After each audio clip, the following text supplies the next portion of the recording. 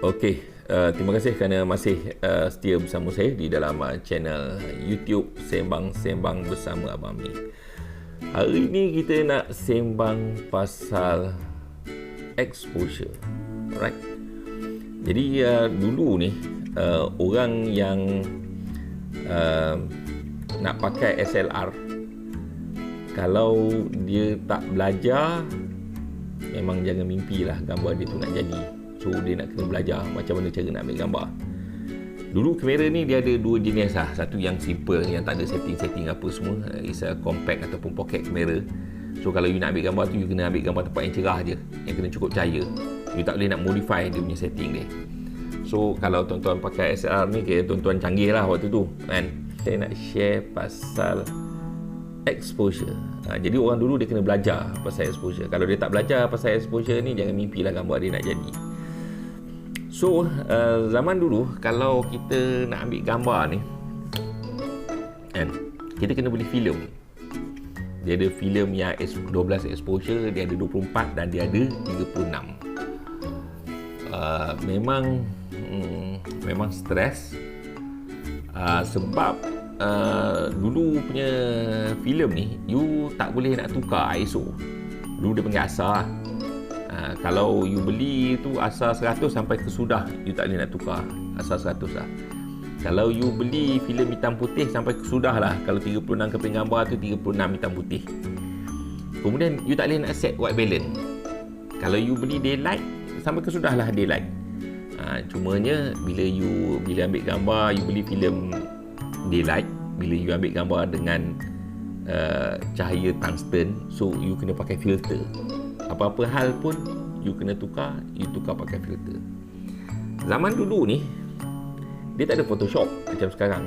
You nak edit, nak bagi cerah gelap, tak ada. Filem dia ada dua jenis filem lah. Satu yang negatif, satu yang positif. Kalau yang negatif tu yang macam Kodak Color, Fuji Color, Konica, Minolta, tu di antara filem-filem yang dulu lah kan.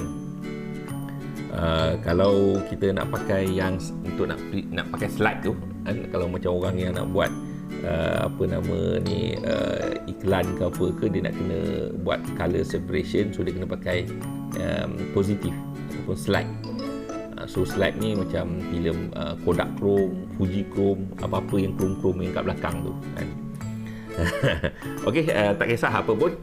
Okey, yang hari ni saya nak cerita pasal exposure.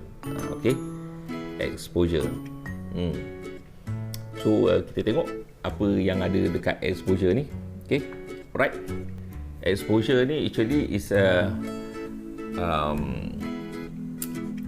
dedahan. Exposure is dedahan cahaya. So kan, bila you nak ambil gambar, you pakai filem ni, you nak kena bagi cahaya dekat filem tu secukup-cukupnya. Dia tak boleh terkurang, dia tak boleh terlebih. Kalau cahaya yang jatuh dekat filem tu sikit, gambar you sedikit gelap. Kalau tak ada cahaya yang masuk langsung, takkan ada apa-apa pun yang terakam dekat filem tu. Jadi kalau cahaya yang jatuh dekat filem tu banyak sangat, dia akan menyebabkan overexposure. Gambar yang cahaya yang masuk banyak sangat dekat dalam filem tu, habis kan? Jadi putih semua. Jadi waktu orang dulu ni nak belajar pasal fotografi ni, dia nak kena masukkan cahaya tu secukup-cukupnya kan. Tu yang come up with macam rule 16 dulu-dulu lah. Sekarang ni dah tak applicable lah nak pakai. Benda tu pun macam dia apa orang kata rule of thumb. Okay? Jadi exposure ni kan, dia ada 3 benda lah yang mempengaruhi exposure ni. Pertama, we call it aperture. Kedua, shutter. Dan yang ketiga, ISO. Dulu orang panggil ASA, sekarang orang panggil ISO. Okey, kita akan bercakap berkenaan dengan aperture dulu. Okey, aperture ni kalau dekat lens tu kan, aperture tu is dia bukaan dia macam mata iris kan. You buka besar kan, banyak cahaya masuk. Kalau cahaya tu you ambil gambar waktu tengah hari, gambar tu cahaya tu cerah, so you kecilkan aperture tu supaya you boleh kawal cahaya yang masuk. Lubang tu you kecilkan. Bila you kecilkan, cahaya yang masuk dekat filem you pun sikit kan, tak adalah banyak. Kalau banyak nanti gambar you habis semua jadi putih. Sebenarnya aperture ni dia banyak peranan lain dalam fotografi. Sometimes bila kita ambil gambar ni kita nak depth. Bila kita nak depth, kita gunakan aperture yang besar. Bila kita gunakan aperture yang besar, dia punya depth of field dia tu sempit. So kalau kita ambil gambar dekat satu subjek, kata this is my camera, katalah distance dia lebih kurang dalam 1 meter. Apa-apa yang lepas daripada 1 meter dia akan kabur, apa-apa yang kurang daripada 1 meter pun dia akan kabur. So macam tu. Kalau kita pakai aperture yang kecil, dia punya depth of field dia luas sikit. Mungkin kalau kita pakai aperture yang kecil, pada jarak macam contoh subjek itu katalah jarak 3 meter, sampai ke background dia pun kita dapat jelas. Okey, seterusnya dan kawalan lain untuk mengawal cahaya is a shutter speed. So shutter speed ni apa pula? Okey, shutter speed ni is a tempoh masa shutter tu dibuka untuk memberi cahaya kepada filem. Contoh dia lah, okay, katalah this is I punya filem, this is shutter kat depan ni. Okay, kalau I buka shutter, bam, cahaya akan masuk. Kalau I buka lama, cahaya masuk banyak, lalah putih lah semua kan. Jadi apa yang I kena buat, I kena masukkan secukup-cukupnya. Tekan shutter, shutter pun buka, cahaya-cahaya masuk. Bila dah cukup, dia kena tutup kan. Jadi kalau kita buka tu sekejap sangat, cahaya tu sikit masuk. Kalau kita tak buka lama, cahaya tu masuk banyak, so dia akan overexpose. Shutter speed ni, kalau kita buka laju cucuk kan, cahaya masuk sikit. Kalau kita buka lama, cahaya masuk banyak. Okey, yang tu dia punya apa ni, dia punya fungsi dia lah. Okey, seterusnya is ISO. Kamera dulu dia tak pakai ISO, dia kita panggil ASA. So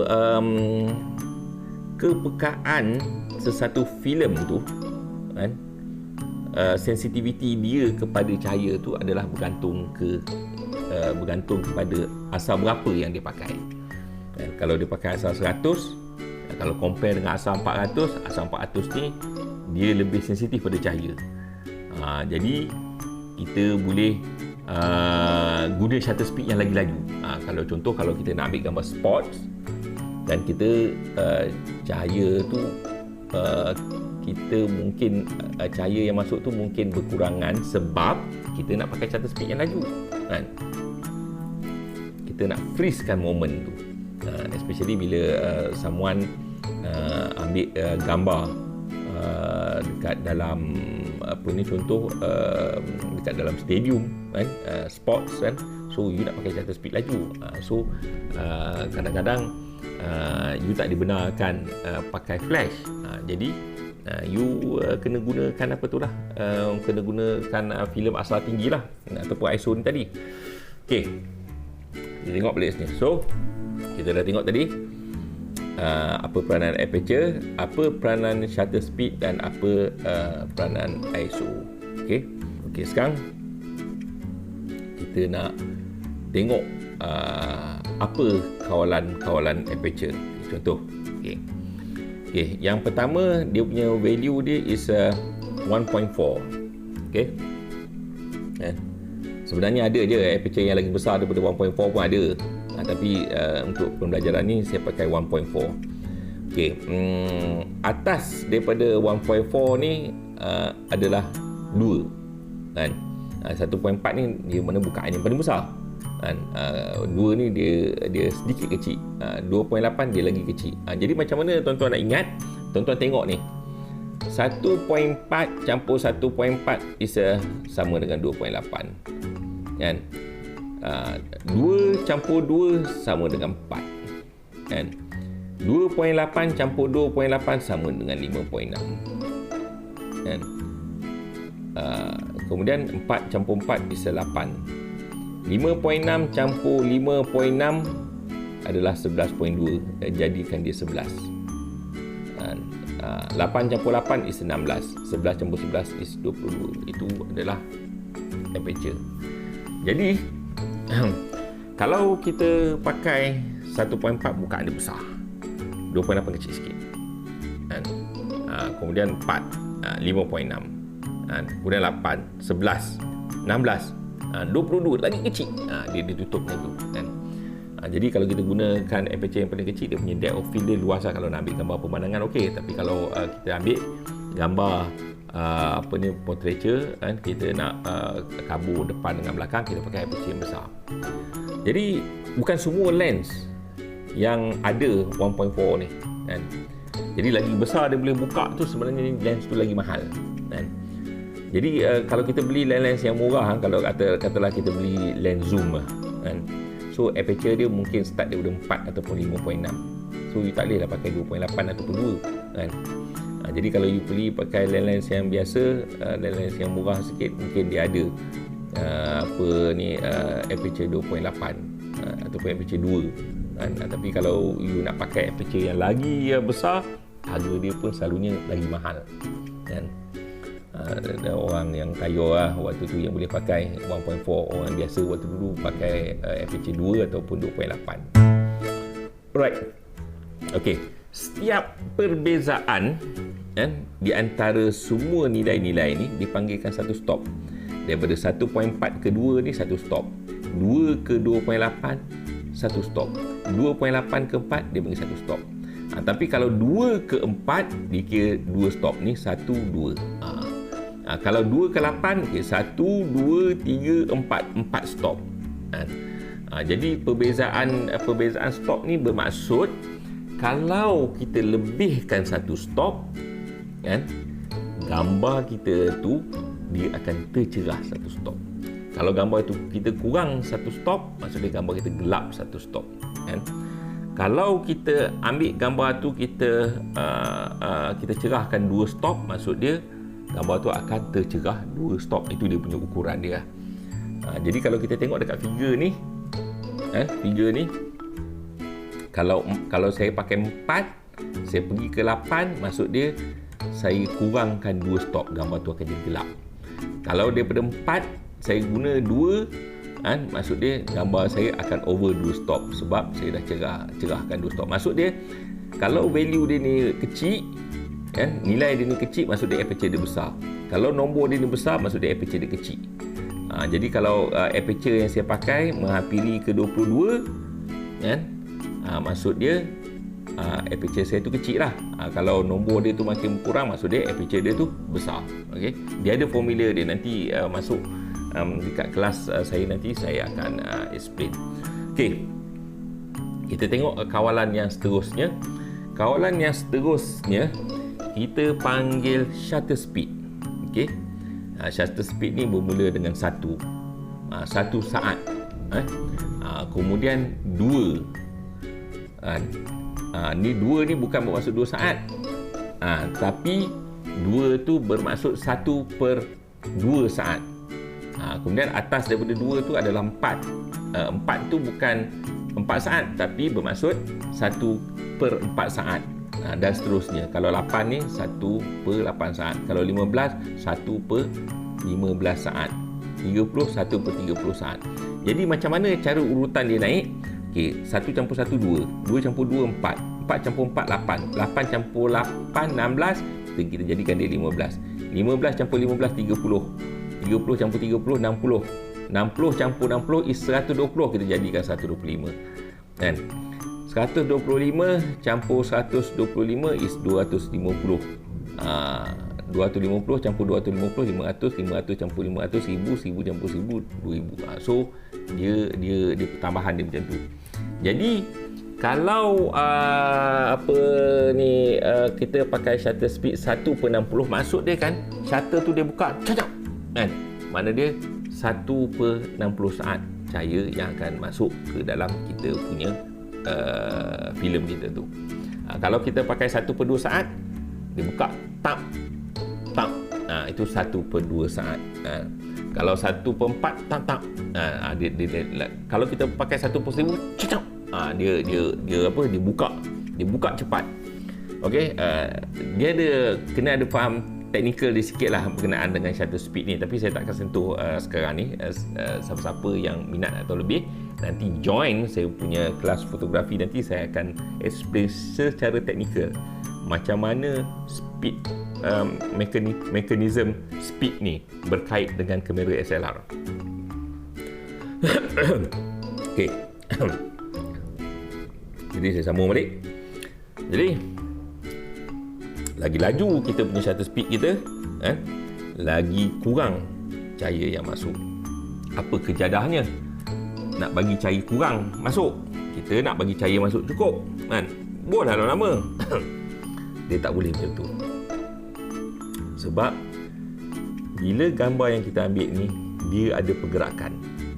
Jadi bila kita ada pergerakan, kita tak boleh buka lama sangat. Kalau kita buka lama sangat, gambar kita tu dia akan jadi goyang. Jadi kita nak kena pakai shutter speed yang sesuai. Kalau gambar sport kan, kita kena guna shutter speed yang laju lah. Kalau orang tengah berlari, kita kena pakai shutter speed macam 1/250, 1/500, 1/1000 macam tu. Jadi kalau kereta sport, kita kena pakai 1/1000 macam tu kan. Kalau macam tak ada keperluan untuk kita pakai shutter speed yang tinggi, kita boleh pakai 1/60 ataupun 1/125. Kemudian kalau kita pakai lens yang lagi panjang, kalau kita pakai lens yang lagi panjang, katalah kita pakai 200 mm. Jadi kalau tangan kita tu menggigil kan, dia ibarat macam kalau kita pakai senapang kan, senapang kita tu pun kalau kita pegang senapang tu kita gigil. Peluru tu dekat memang dia tak nampak lah beza dia, tapi kalau jauh dia boleh tersasar jauh. Macam you pakai laser kan, jarak yang dekat you boleh pegang dia tu, tapi kalau you pakai laser jarak yang jauh kan, tangan you tu kalau goyang dekat sana nampak goyang dia tu lagi banyak. Kalau dekat yang jarak yang dekat ni kan, kalau you tangan you terketar kan, you tengok jarak dia tu, kalau you ukur dia goyang-goyang dia tu tak sampai 1 mm. Tapi kalau jauh, kalau you pergi ukur, mungkin dia boleh pecah 1 meter. Tadi 1 mm, 1 meter, 1000 mm kan. Dia punya kesan dia, itu dia punya. Jadi setiap nombor-nombor tadi dia merupakan satu stop kan. Jadi kalau 8 you tukar ke 15, dia akan kurang satu stop. 8 ke 30 you kurang 2 stop. Kalau 60 ke 250, okey, you kurang 2 stop. Kalau 60 ke 125 kurang 1 stop. Kalau daripada 500 you pergi ke 125, you terlebih stop. You terlebih 2 stop. Macam tu Itu adalah shutter speed. Alright. Okay. Same thing goes to next is ISO. Okay, ISO ni ISO yang biasa is 100 kan. Kalau dia double up bisa 200, double up daripada 200 is 400, 800, 1600, 3002. Okay, setiap daripada 100 ke 200 ni dia satu stop. 200 ke 400 pun satu stop. 400 ke 800 pun satu stop. Jadi kalau daripada 100 you tukar ISO ke 400, maksudnya gambar you nanti dia akan cerah 2 stop. Jadi saya nak ceritakan apa perkaitan di antara benda ni. Okay? Kita ambil satu contoh. Katalah waktu tengah hari you pakai filem ASA 100 kan. Waktu tengah hari you pakai f16, so you pakai shutter speed 125, so pun you ambil gambar prap, gambar you jadi cantik. Katakan you ada keperluan untuk nak pakai shutter speed yang tinggi. Katakan you nak ambil gambar motor kan tengah laju, you nak freeze kan dia punya moment dia, so you nak pakai shutter speed 1/1000. Jadi kalau you stick pakai filem setting asal dia 100, kemudian lepas tu you punya aperture you duduk dekat f16 kan, bila you set ke 1000, maksud dia tu kan berapa kali gambar you gelap daripada 125, 250, 500 ke 1000, so you gambar you akan gelap 3 stop kan. Kalau you ambil gambar juga, you ubahkan shutter speed, aperture you tak tukar, gambar you akan gelap 3 stop. Jadi apa you nak buat? untuk you nak counter kan, tadi sini you dah gelapkan, you kena cerahkan. Maksud dia you kena tambah 3 stop aperture ni. Tapi macam mana cara nak tambah? Apa you buat? Kalau tadi you pakai f16, so you kena tambahkan 3 stop. So macam ni you nak tambahkan, okay, daripada 16 you besarkan, you naikkan dia jadi 11 kan, 8, 5.6. So you kena setkan dekat aperture you buka lagi kepada 5.6, baru cahaya tu masuk. So dia akan balance. So cahaya di dalam filem you tu bila dia masuk tu dia akan ngam-ngam lah. Jadi macam tu. Jadi kita kena ada knowledge ni kan, untuk nak faham pasal macam mana perkaitan antara ISO kan, apa nama ni, aperture dengan shutter. Jadi you kena tengok, kalau you tambah 3 stop dekat sini, you kena kurangkan 3 stop dekat sini.